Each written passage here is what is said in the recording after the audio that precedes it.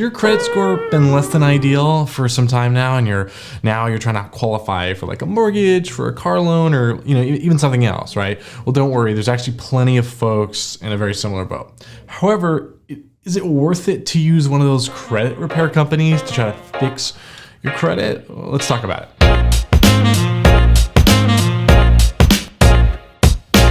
Welcome to the Ascend Finance YouTube channel. My name's Justin, and today we're going to chat about, first, we're going to talk about the different types of debt company scams. And then the next thing I want to cover are credit repair companies scams? Or the final thing I want to chat about is just understanding your goal and what that looks like. Finally, if you stick around till the end of the video, I'll actually cover 3 steps to rebuilding your credit score. So stick around till the end. Okay, so one thing I do want to say that is if the video ends up being very helpful for you, we would super appreciate a like and subscribe, as we're constantly trying to put out more and more videos that can ideally help people get out of debt cheaper, easier, and faster. The idea behind that is they're making the most informed decision at this point. So keep in mind though that this video was made for informational purposes only and should not be construed as advice. Let's get started. Let's chat through the different types of debt company scams out there. First, I want to cover kind of what a scam is by definition. So based on Webster's dictionary, a scam is defined as a fraudulent or deceptive act or operation. So let's keep that definition in mind as we keep chatting through this. Okay, so let's talk about something. Deceptive sales practices. Does that make a company a scam? I'll let you decide. However, I will say that it can often leave someone feeling like they were taken advantage of once they really understand what they're paying for. So let's go through a couple examples. First one, debt validation. Is it worth it, right? I'm not saying the process of debt validation is a scam, but let me explain it. So the actual process of validating debt doesn't appear to be a scam whatsoever, right? However, are there companies out there charging an arm and a leg to validate debt? Potentially. We cover this actually in length in another video, so if you're most curious about that, check it out, and I'll put a link in the description below for you. Okay, next thing, credit repair. Is it worth it, right? And that's what I want to talk about next. Are the companies offering to repair your credit scamming people? I'm not sure if we can say that, right? As it appears that there could be decent companies out there. However, it's important to understand what they're really providing. So let's dive into that now. To figure out the answer to this, I think you'd have to really understand what the company is offering you. So let's talk about what may happen in a credit repair program. First thing, your credit score temporarily going up and then actually coming back down. Sometimes you may find that they just send out dispute letters to all your creditors, which your creditors may respond with the information showing that the account's actually legitimate. That being said, what happens if the creditor doesn't reply to the dispute letter quickly enough, right? One of the biggest things we see is that when you dispute accounts, then some of those accounts may fall off for a short season, as the creditor may not be able to respond quickly to the letter. That said, the credit score increase may only be temporary, right? As those accounts may show up again once the creditor responds. Okay, next thing, credit repair firm disputing all of your accounts.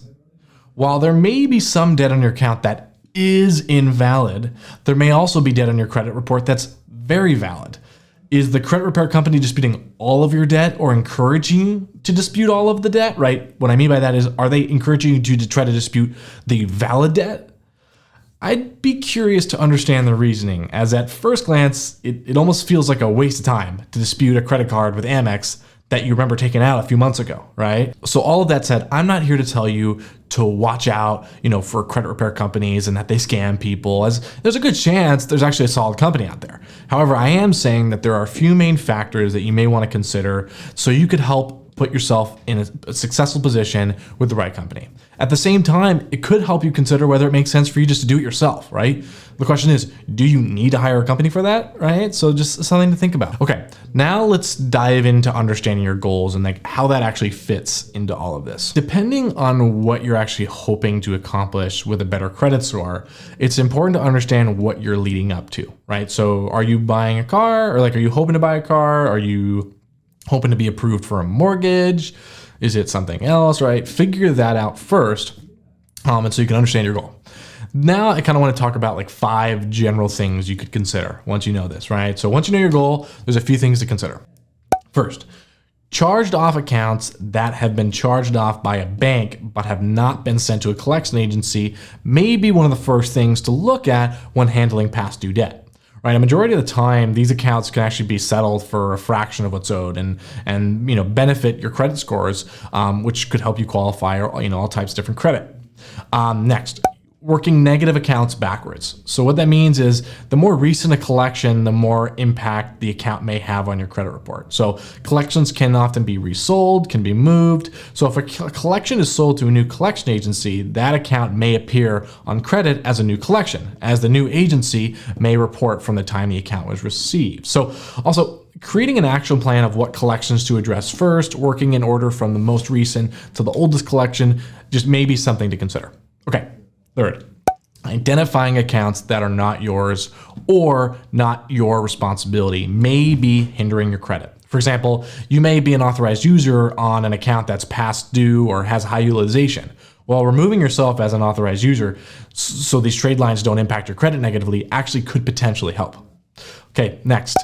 Adding yourself as an authorized user to positive accounts. So on the flip side, if you have limited credit history, adding yourself to an established credit card as an authorized user may actually be beneficial. The process can be a bit tricky though. You may want to make sure that you're added to a card with substantial history, basically that's been open for a long time, and confirm that the card does not have any late remarks or high utilization tied to it. And next, reducing unsecured debt utilization. So paying down credit card balances or consolidating revolving debt into installment debt may actually increase the chances for you qualifying for a loan. Alrighty, so thank you for sticking around towards the end of the video. Now, like I said earlier, I want to now cover 3 easy steps for rebuilding credit score. Okay, step 1. You'll actually want to use our free credit rebuilding portal for this step. You'll want to go to the description of this video and click on free credit rebuilding portal. And then step 2, you're going to review all the features of the portal to see whether it actually fits your needs. I get it. All of us get it here. Sometimes you need something else, right? Like a credit report review or something different. We're not here to sell you on anything. So if it doesn't fit your needs, you're welcome to call us at 833-272-3631. We're happy to review your credit report, chat through options. But basically the goal there of that step is first make sure it has the features you're looking for. Now, step 3. Taking action, right? You got to take action at some point. And so what you can do is review whether it makes sense to settle some of the accounts out, become an authorized user, and or even follow some of the steps on the free credit reporting portal. There's like a step list there. I really appreciate you taking the time to watch this entire video. As I mentioned earlier, if this video was helpful, we'd appreciate a like and subscribe. And if you have any questions at all, you're more than welcome to call us at 833-272-3631, or even better, you can even leave a comment down below. Take care.